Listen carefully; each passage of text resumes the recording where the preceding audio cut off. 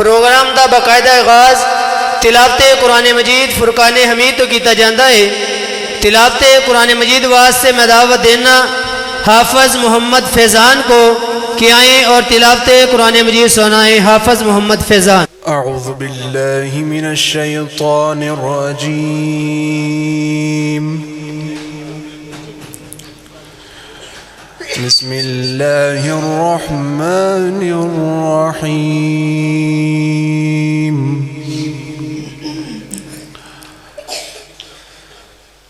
इन्ना लिलमुत्तक़ीना मफ़ाज़ा।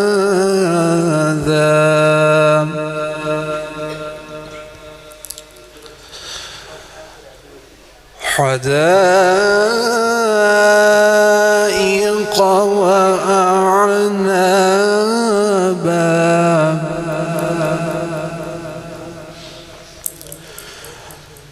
وكواعب أترابا وكأسا دهاقا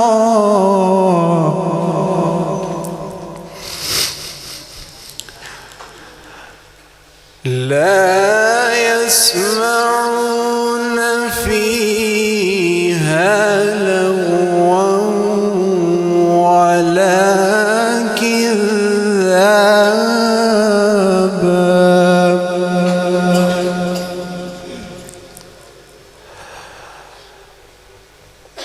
جزاء من ربك عطاء حسابا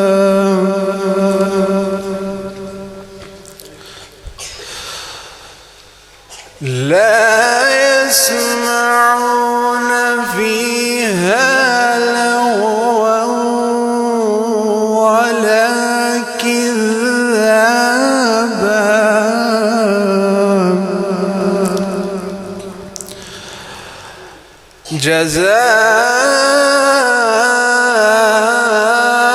جزاء من ربك عطاء حسابا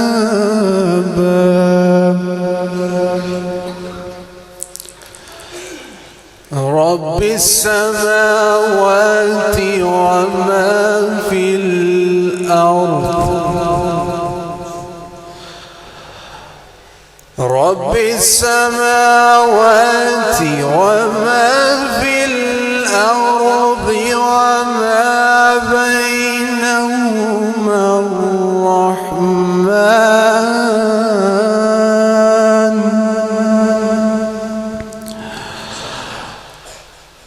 رب السماوات والأرض وما بينهما الرحمن لا يملكون منه خطابا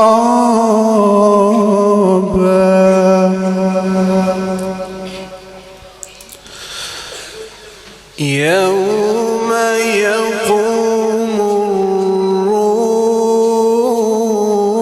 الروح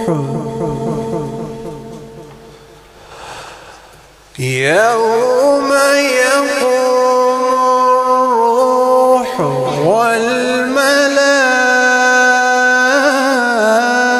والملائكة صفا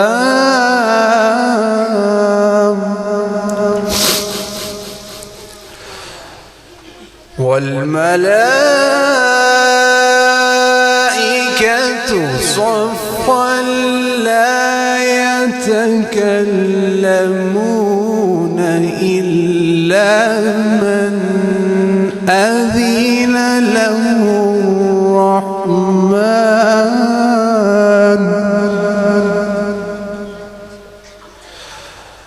إلا من أذن له الرحمن وقال صوابا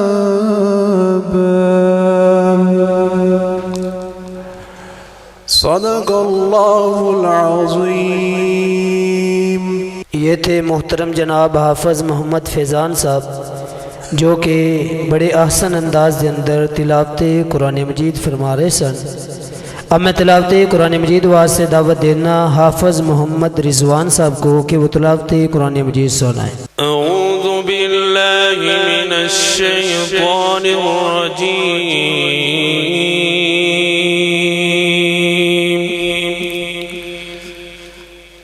बिस्मिल्लाहिर रहमानिर रहीम।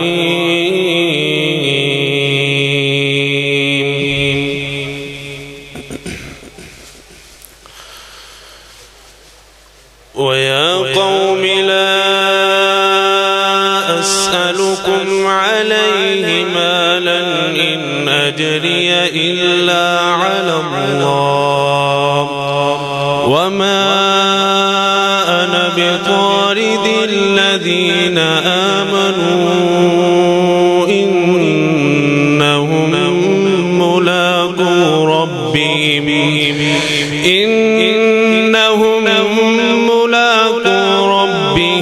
वलकिन्नी अराकुम कौमन तजहलून। वया कौम मन यंसुरनी मिनल्लाहि इन तरद्तुहुम अफला तذक्करून। वला अक़ूलु लकुम इंदी खज़ाइन वला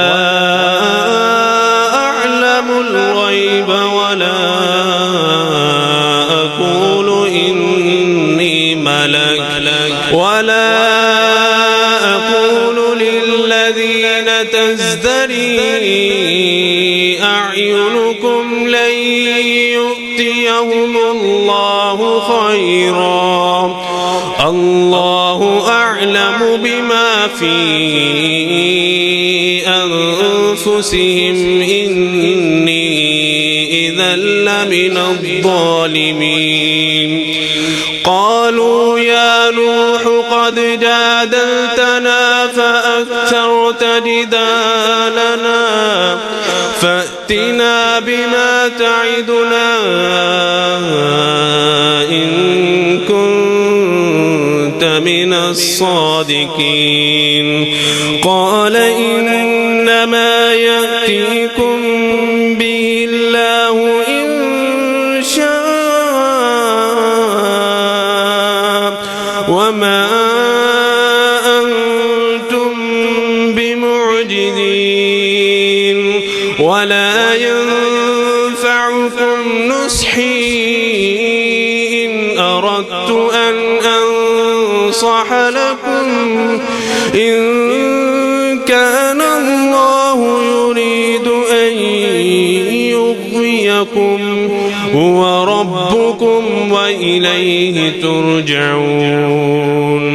أم يقولون افتراه قل إن افتريته فعلي إجرامي وأنا بريء مما تجرمون. وأوحي إلى نوح أنه لن يؤمن من قومك إلا من قد آمن فلا تبتئس بما كانوا يفعلون. واصنع الفلك بأعيننا ووحينا ولا تخاطبني في الذين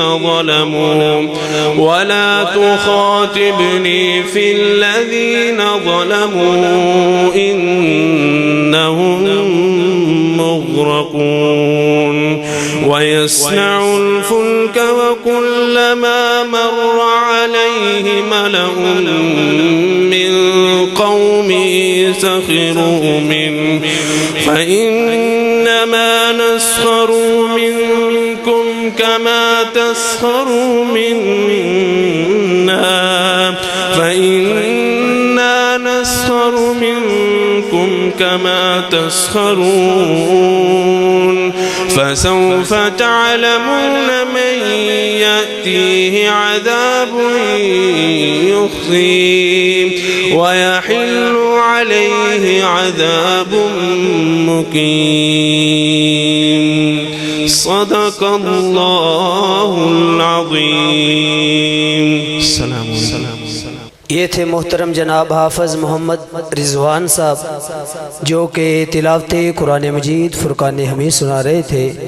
اب میں نعت رسول مقبول صلی اللہ علیہ وآلہ وسلم کے لیے دعوت دیتا ہوں حافظ عبد الوہاب کو کہ وہ آئیں اور نعت رسول مقبول صلی اللہ علیہ وآلہ وسلم پیش کریں.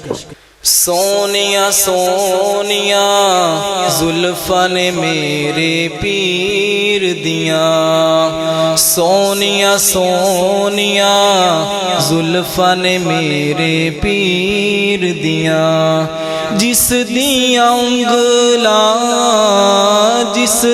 انگلاں چن آسمانی چیر دیاں سونیا سونیا زلفاں نے میرے پیر دیاں اللہ سونا اے کرم کما دے اللہ سونا اے کرم کما دے ساڈے خواب چ مدنی آوے ساڈے خواب چ سوہنا آوے اکھیاں بکھیاں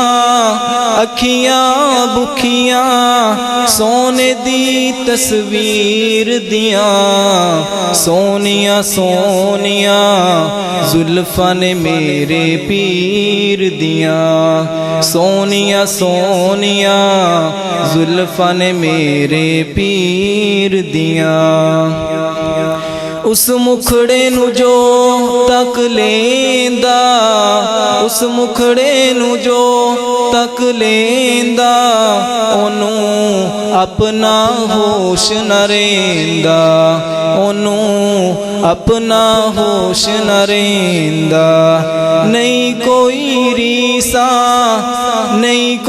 ریساں شیما دے سونے ویر دیاں سونیا سونیا زلفاں نے میرے پیر دیاں سونیا سونیا زلفاں نے میرے پیر دیاں او دا مکہ شہر پیارا او دا مکہ شہر پیارا او دا طیبہ اکھیاں دا تارا او دا طیبہ اکھیاں دا تارا اور کیا باتاں نے زمزم دی تاثیر دیاں سونیا سونیا زلفاں نے میرے پیر دیاں سونیا سونیا زلفاں نے میرے پیر دیاں جس دیاں انگلاں چن آسمانی چیر دیاں سونیا سونیا زلفاں نے میرے پیر دیاں ماشاءاللہ احسن الجزاء. بڑے ہی خوبصورت انداز اندر نعت رسول مقبول صلی اللہ علیہ وسلم پیش فرما رہے تھے. احباب پوری دل جمی سے تشریف رکھیں. الحمدللہ آج کی ہماری اس بزم کے مسلک صحابہ رضوان اللہ علیہم اجمعین کے تمام معزز علماء کرام مہمانان گرامی الحمدللہ تشریف لا چکے ہیں. اپنے اپنے وقت میں انشاءاللہ الرحمن اپنے اپنے خیالات کا اظہار فرمائیں گے. میں اکثر یہ بات عرض کرتا ہوں، یہ جو کانفرنسیں ہیں، یہ جو جلسے ہیں، ان کے پیچھے بڑی محنت ہوتی ہے، بڑا وقت لگتا ہے۔ احباب دن رات اشتہارات، اعلانات، احباب کو دعوت دینا، علماء کرام کو بلانا، ان کے لیے کھانے کا انتظام کرنا، یہ بہت بڑا معنی رکھتا ہے۔ تو جو احباب کانفرنس میں تشریف لائے ہیں، ہم اپنے آنے والے تمام معزز علماء کرام اور سامعین کو آج کی اس کانفرنس میں اہلاً سہلاً مرحبا کہتے ہیں۔ اللہ سب کا آنا اپنی بارگاہ میں قبول و منظور فرمائے۔ آپ دیکھ رہے ہیں مسجد میں الحمدللہ للکار شہین خطیب پاکستان حضرت مولانا قاری محمد اسماعیل عتیق صاحب حافظہ اللہ موجود ہیں، اور برادر اصغر قاری القرآن وکیل صحابہ و اہل بیت حضرت مولانا قاری احمد حسن ساجد صاحب الحمدللہ وہ بھی تشریف فرما ہے۔ تو انشاءاللہ الرحمن رئیس المقررین حضرت مولانا شیر پنجاب منصور احمد صاحب وہ بھی الحمدللہ تشریف فرما ہے۔ تو اپنے اپنے وقت میں علماء کرام اپنے اپنے خیالات کا اظہار فرمائیں گے۔ آپ سے التماس ہے پوری دل جمی سے، پوری لگن سے، پوری توجہ سے مسلک صحابہ رضوان اللہ علیہم اجمعین آج کی یہ کانفرنس پوری دل جمی سے سماعت فرمائے۔ میں اپنے ان برخوردار بچوں سے گزارش کروں گا، آپ نے بالکل شرارتیں نہیں کرنی، علماء کرام کے خطابات سماعت فرمانے ہیں۔ تو اب آپ کے سامنے کچھ وقت کے لیے خطاب فرماتے ہیں محترم جناب مولانا مناقب محمدی صاحب، وہ اپنے خیالات کا اظہار فرمائیں گے۔ تو انشاءاللہ علماء کرام اپنے اپنے وقت میں اپنے اپنے خیالات کا اظہار فرمائیں گے۔ آپ ذرا ابتدا میں ہی اپنا حصہ کانفرنس میں ڈالیں، نعرہ تکبیر، نہیں ذرا حصہ ڈالیں، نعرہ تکبیر، ماشاءاللہ ایک مرتبہ پھر نعرہ تکبیر۔ صداقت مسلک اہل حدیث، مسلک صحابہ